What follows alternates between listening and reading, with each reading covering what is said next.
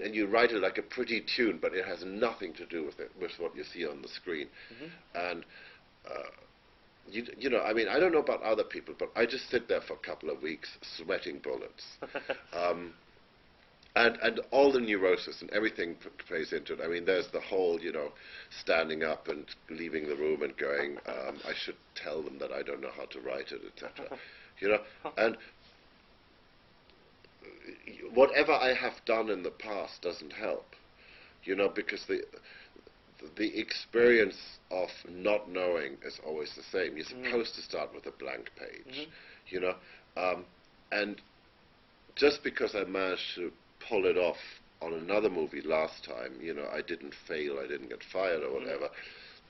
Where's the guarantee it's going to happen this time? Right. So, unfortunately, the sort of neurotic thinking gets worse and worse and worse, which, of course, in this case is actually quite helpful because I think it's rather in keeping with the character. Right. I mean, I went so far at one point to get, you know, Robert to come down and... Really? You know, he's a musician. I mean, we can at least talk the same language here. Did he play instruments for you? And no, we just talked about, because what I would do is I'd switch the sound off and just watch his performance. And I think I think it's an extraordinary performance, and he totally inhabits that character. I mean, down to his little toe, that he never leaves this character. Yeah. You know. Yeah. And so, who better to talk to then? He obviously had done the work. Yeah. You know, he'd obviously thought about this really hard himself. You know. Do you do that often? Do you bring actors in on? You know, yeah, I like talking to the actors. I like talking. I like to know the character I'm writing about. Right. Right. You know. You know, Dark Knight, I mean, Heath's character, Heath's performance is extraordinary performance, you know, and I had to make sure, you know, I wasn't going there when he was going over here, you know, and so much of it was sort of developed simultaneously, or the ideas were very much developed simultaneously.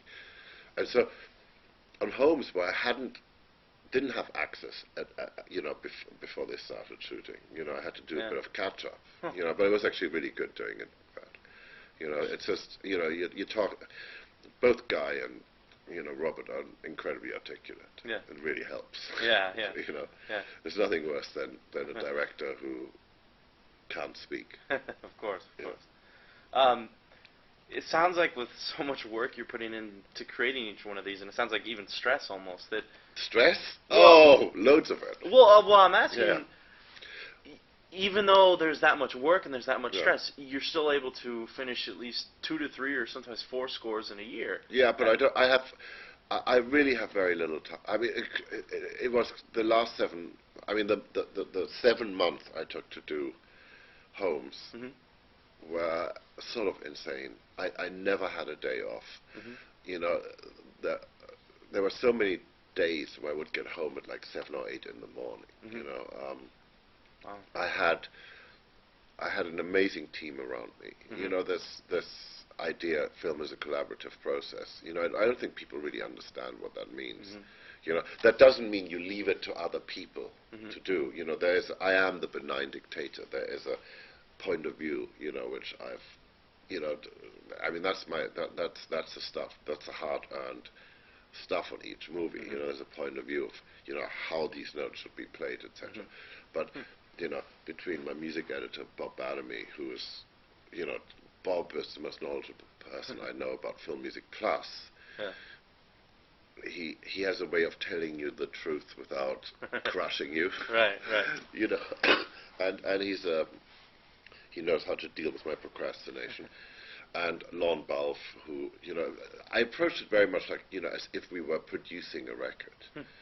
You know, so it's great having other musicians to bounce things off from, or just to try things out, or blah, blah, blah, blah. But there are only so many hours in the day, you know, and yes, we finish when they wrench it away from us, you know, and yeah, I know there are faster ways of doing it. I just don't know how to do it, or I do know how to do it, and maybe I don't want to do it. I mean, I actually take some pride in authorship, you know, and as long as you don't say a piece is finished, you know, you still, in the back of your mind, hubris still lets you sort of say, this could be the one, this could be really good. As soon as you say it's finished, it's what it is, you know, and inevitably it's slightly disappointing. Yeah. You know. Yeah. Do you then sort of let scores build over time? Because you're talking about saying they're finished. So it sounds like to me that you're working on something, and then, as you said, you let it, you let it breathe, you let it develop absolutely. a little more. And I go, you know, I mean, actually, on Holmes, it was very much, you know, the process was I had to get it finished at a certain point because of the nature of the score, which, to say, you know, I think a gentle word to use was it was polarizing. You know, it wasn't necessarily what everybody expected at the studio.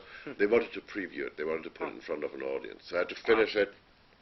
We went to Arizona. We previewed it, and you know, then we had the focus group and that moment where they go, well, what do you think of the score? Is it excellent, good, bad, terrible? You know, shoot yourself.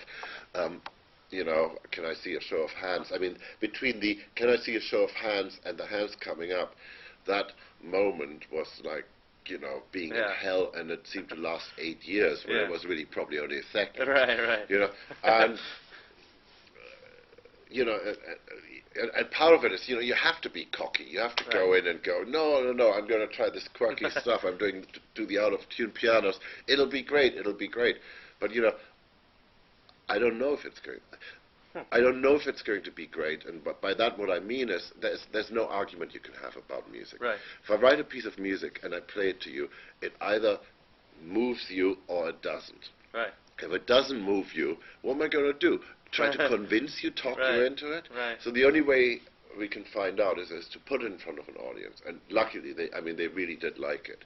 But and you sit there and you feel it differently, because now you're surrounded by people. It's not even what they say in the focus group afterwards, but the experience of living what you're writing, you know, with an audience is really very different.